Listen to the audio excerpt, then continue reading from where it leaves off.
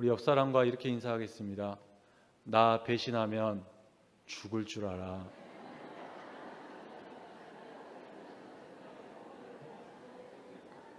혹시 옆에 부부끼리 앉으신 분이 있다면 더 진심을 담아서 배신하면 죽을 줄 알아. 네. 지난주에 우리가 배신에 대해서 함께 이야기를 나눴죠. 예수님을 3번이나 배신했던 베드로의 이야기를 함께 나누었습니다. 예수님만 재판받을 줄 알았더니 베드로도 재판을 받았고, 베드로는 그 비공식 재판에서 예수님을 3번 부인했죠.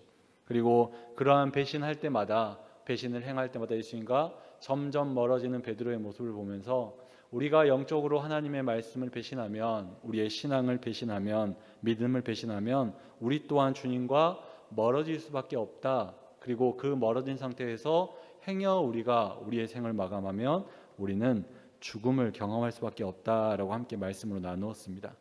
그리고 오늘 말씀을 보면요, 제가 지난주에 이게 성경에서 기록된 진리, 배신은 죽음이다라고 이야기했는데 진짜 그게 진리라는 사실을 오늘 말씀이 우리에게 그대로 보여주고 있습니다. 누구의 이야기냐면 배신자 유다의 이야기입니다. 오늘 이 유다의 모습은요, 정말 배신이 죽음으로 우리를 이끈다라는 걸 분명히 보여주고 있어요. 사실 예수님이 재판받는 곳에는 예수님도 있었고 베드로도 있었지만 한 명 더 관계자가 있었습니다. 바로 유다입니다. 유다가 예수님을 잡으러 무리를 이끌고 갔었죠. 그리고 예수님을 잡아서 함께 이곳에 왔던 것 같습니다. 그리고 예수님이 재판하는 그 모든 과정을 함께 지켜봤던 것 같습니다.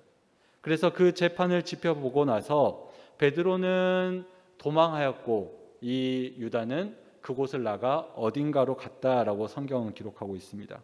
이 재판이 끝난 이후에 유다가 어디로 갔느냐? 바로 대제사장들과 장로들에게 갔다라고 오늘 말씀은 기록하고 있습니다. 그 유다가 대제사장들과 장로들에게 가게 된 이유가 있었는데요, 그에게 어떠한 변화가 있었기 때문입니다. 3절 말씀인데요, 우리가 자막을 통해서 함께 읽어보도록 하겠습니다.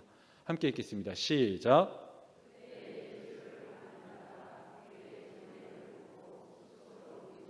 아멘.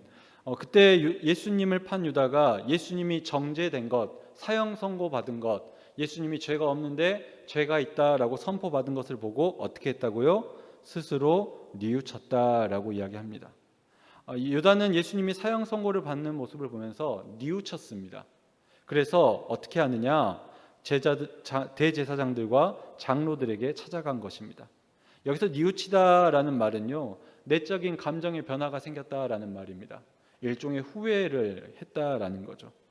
그래서 대제사장들과 장로들에게 가서 어떻게 하느냐? 자신이 받았던 은 30개를 돌려주고자 합니다.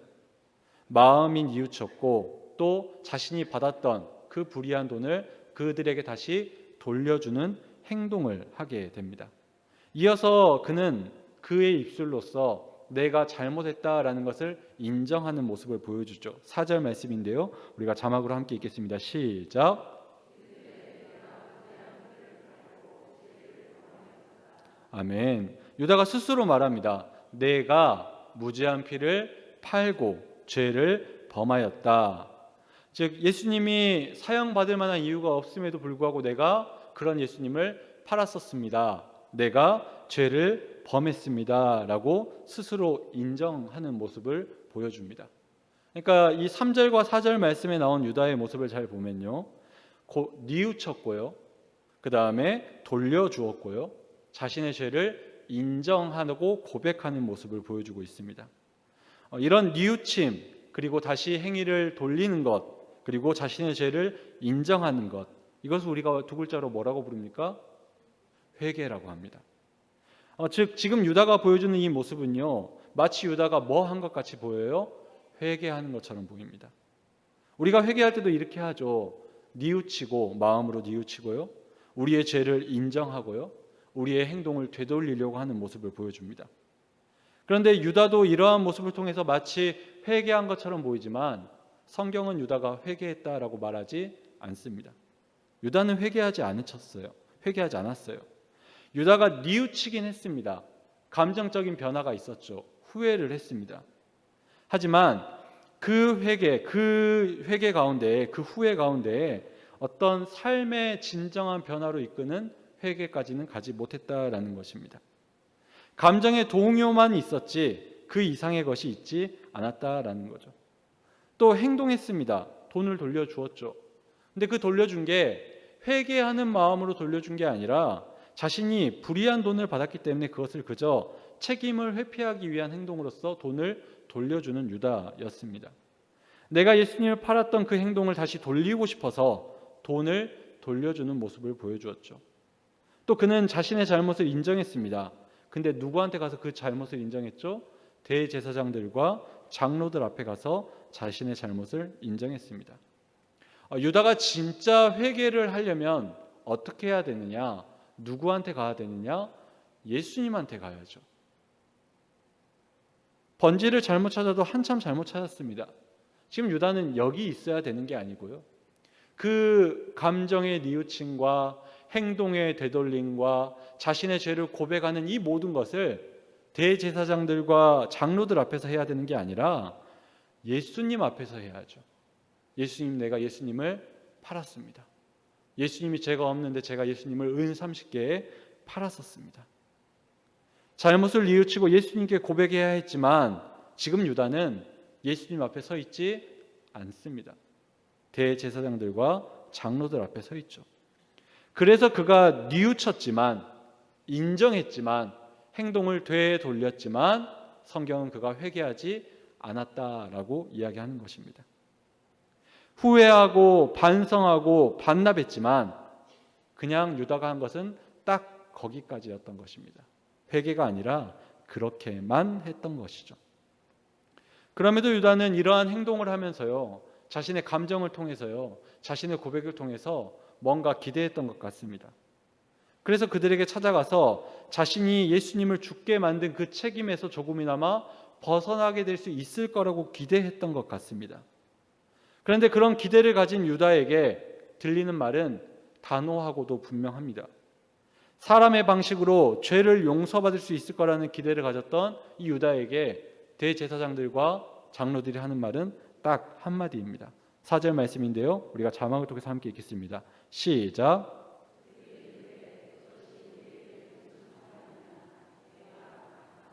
아멘.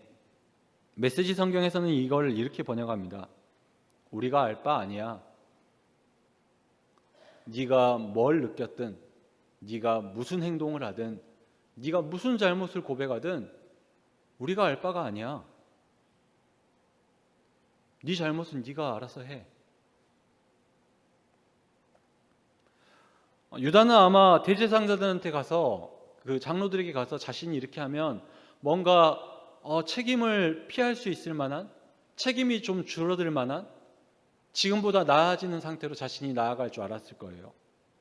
근데 그런 기대를 가지고 사람 앞에 갔더니, 사람 앞에 가서 회개하듯이 행동했더니 그 사람들이 하는 말이 딱 이겁니다. 내 알 바 아니야. 너 알아서 해.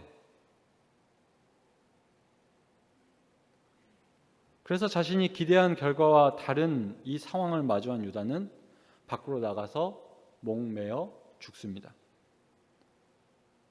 예수님을 배신한 유다는 진짜 죽습니다. 사실 유다의 죽음에 대해서 성경에서는 두 가지 이야기를 하고 있습니다. 한 가지는 오늘 본문의 말씀대로 목매에 자살했다라는 이야기고요. 다른 한 가지는 사도행전 1장에 기록되어 있는데 곤두박질하여 죽었다라는 것입니다. 한 사람의 죽음에 대해서 이런 두 가지 이야기가 있다 보니까 우리가 가끔은 유다가 진짜 어떻게 죽었는지 궁금할 수도 있는데요. 실제로 우리가 사람이 죽었을 때 그 사람과 관련된 죽음에 대한 소문 때문에 궁금해할 때가 있죠. 연예인이 죽거나 기업 총수가 죽거나 정치인이 죽었을 때 왜 죽었을까? 어떻게 죽었을까? 궁금해하곤 합니다. 근데 그런 상상력을 가지고 혹은 어떻게 죽었는지 정확하게 알고 싶은 마음 때문에 이 유다의 죽음에 대해서 핵심을 놓칠 때가 있어요. 유다가 진짜 목매달아 죽었을까? 곤두박질 쳐서 죽었을까? 뭐가 맞을까? 근데 성경은 우리에게 어떤 것인지 정확하게 보여주지 않습니다. 그 말은 무슨 말이냐? 유다가 어떻게 죽었는지는 중요하지 않습니다.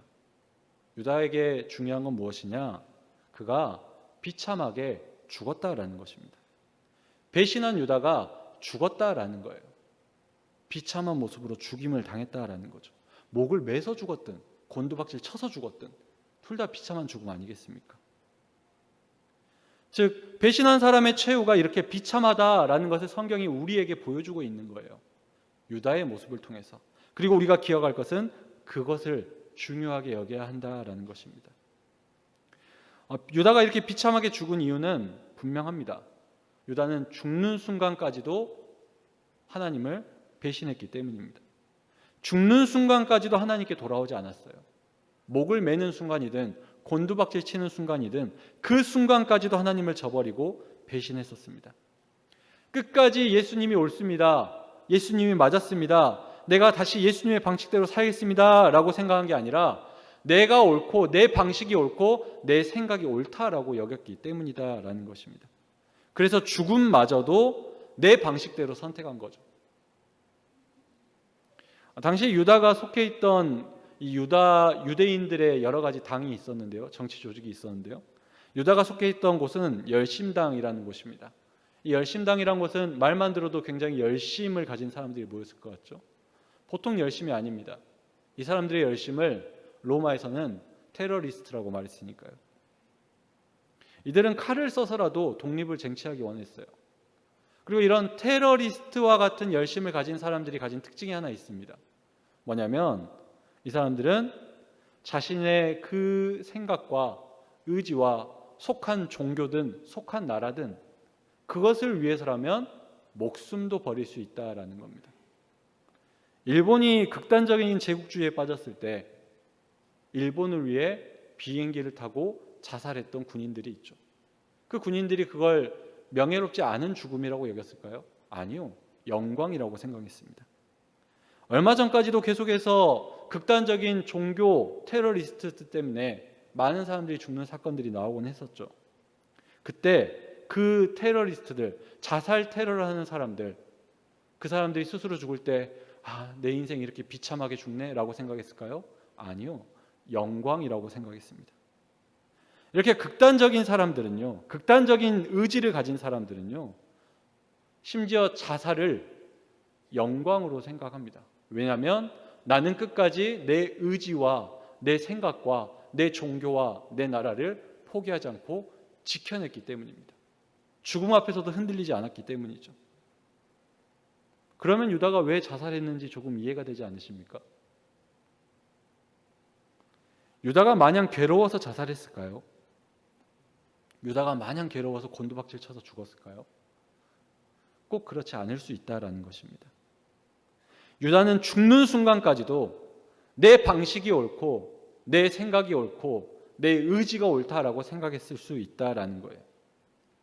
죽는 순간까지도 하나님 앞에서 무릎 꿇지 않았다는 거예요. 내 의지를 지키기 위해서 자살을 선택했다라는 겁니다. 끝까지 하나님 앞에서 약해지기를 거부했고요. 끝까지 하나님을 배신했고요. 끝까지 하나님의 그 은혜와 사랑을 외면했던 게 유다였다라는 것입니다. 그래서 끝끝내 생명이 끊어지는 그 순간까지도 하나님을 배신했던 게 유다였죠. 그래서 유다가 정말 비참한 죽음을 맞이한 것입니다. 이렇게 배신자 유다는 처절하게 비참하게 죽었습니다. 그런데 유다만큼 배신자였던 사람이 한 명 있었죠. 누구라고요? 베드로요. 사실 우리가 이 유다의 결말을 알기 때문에 또 베드로의 나중 이야기를 알기 때문에 이 두 사람이 굉장히 큰 차이가 있다라고 생각을 하는데요. 사실 이 두 사람은 비슷한 사람들입니다. 도토리 키재기예요. 둘 다 공통점이 많이 있습니다. 먼저 이 두 사람은요, 둘 다 예수님이 넌 날 배신할 거야, 넌 날 팔 거야 라고 직접 말해 준 사람들입니다. 또 이 두 사람 다 예수님의 말씀대로 그대로 배신했고 그대로 팔았죠. 또 이 사람들의 행한 일에 대해서 구약이 예언했던 일이고 이 사람들이 행함으로써 그게 성취됐다라고 성경은 이야기하고 있습니다. 또 이 두 사람은 아까 이야기한 것처럼 예수님의 재판을 다 지켜봤고요. 또 이 두 사람은 다 그 재판장에서 있다가 밖으로 나왔습니다. 두 사람 다 예수님의 재판을 보고 나서 내가 잘못했구나라고 뉘우쳤습니다. 여기까지는 둘 다 똑같습니다. 여기까지는 둘이 똑같아요. 그런데 도대체 어떤 차이가 있길래 누군가는 우리에게 베드로처럼 기억되고 있고 누군가는 우리에게 유다처럼 기록되고 있습니까? 도대체 무슨 차이가 있었길래 한 사람은 초대교회의 지도자이자 순교자로 남아있고 한 사람은 영원한 배신자이자 저주의 상징으로 남아있습니까? 예수님의 그 제자의 자리까지 빼앗기는 그 슬픔을 받게 되었냐라는 것입니다. 이 두 사람의 결정적인 차이는요, 배신을 했느냐 안 했느냐가 아니죠. 내가 잘못했다라는 걸 깨달았을 때, 그 재판장이 있던 곳을 밖에 나왔을 때, 그 다음에 어떤 선택을 했느냐에 달려있다라는 것입니다. 지난주에도 이야기했지만 베드로는 어떻게 했습니까? 예수님의 말씀이 생각이 나서 통곡하고 울었습니다. 그 통곡하고 운다라는 건 우리가 언제 웁니까? 내가 약할 때 울지 않습니까? 그래서 우리 남성분들 안 울잖아요. 자존심 상하니까. 난 강해야 하는데. 내가 약해질 때 우는 거예요. 내가 약하다는 걸 내 스스로 인정할 때 울 수 있거든요. 베드로는 울었습니다. 말씀이 생각날 때 울었습니다. 주님 말씀이 맞았네요. 내가 틀렸네. 내가 이렇게 연약한 사람이었네. 그래서 절대로 주님을 배신하지 않겠다고, 절대로 무너지지 않을 것 같던 그의 의지와 자아가 결국 그 순간에 무너졌고 주님의 은혜를 인정하고, 그랬기 때문에 결국 부활한 주님을 만날 수 있었죠. 부활한 주님을 만났을 때 베드로가 예수님께 뭐라고 대답합니까? 예수님이 네가 나를 사랑하냐 그랬더니, 제가 예수님을 반드시 사랑합니다. 절대로 사랑합니다. 예전처럼 그렇게 말합니까? 아니죠. 제가 주님을 사랑하는 줄 누가 안다고요? 주님이 아십니다. 주님 앞에서 더 이상 자신이 없는 거예요, 스스로. 더 이상 절대라고, 반드시라고 말할 수 있는 내 모습이 없어진 겁니다. 주님 앞에서 나를 약한 사람으로 만들게 되었던 것입니다. 그런데 유다는 그렇지 않았죠. 끝까지 무너지지 않았습니다. 끝까지 변하지 않았어요. 그래서 어떻게 합니까? 자신의 기준대로 행동해서 죽음을 선택했습니다. 자신의 방법대로 선택해서 죽음을 당했습니다. 결국 회개하지 않았고, 그래서 회복되지 못한 게 유다였습니다. 어떤 책에서는 이 두 사람에 대해서 이렇게 말합니다. 베드로는 예수님 앞에서 결국 약한 사람이었다. 그러나 유다는 예수님 앞에서 끝까지 악한 사람이었다. 베드로는 약한 사람이었고요, 유다는 악한 사람이었다라고 평가합니다. 약한 사람은요, 하나님이 그 은혜로 다시 강하게 해주시는 은혜를 경험하지만, 악한 사람은요, 죽음밖에 경험할 수 없습니다. 그래서 오늘 말씀은요, 그리고 지난주에 우리가 읽었던 말씀은요, 우리 앞에 베드로와 유다를 내어놓고 이야기합니다. 네가 배신한 거 알아. 네가 이 사람들처럼 배신한 거 알아. 네가 이 사람들보다 더 악독하게 나를 배신한 거 알아. 그런데 이 둘 중에 누구의 삶을 선택하겠냐? 라는 것입니다. 여러분은 누구의 삶을 선택하겠습니까? 지금 주님의 말씀이 들려오는 이 순간에 우리는 어떤 선택을 하기 원하십니까? 주님 앞에서 베드로처럼 약해지기로 결단하시겠습니까? 아니면 내가 주님의 뜻이고 뭐고 말씀이고 뭐고 내가 가진 의지, 내 자존심, 내 생각, 내 기준 끝까지 지켜보겠다고 악해지기를 선택하시겠습니까? 배신은 죽음입니다. 하지만 얼마나 배신했든 언제 배신했든 돌아오면 삽니다.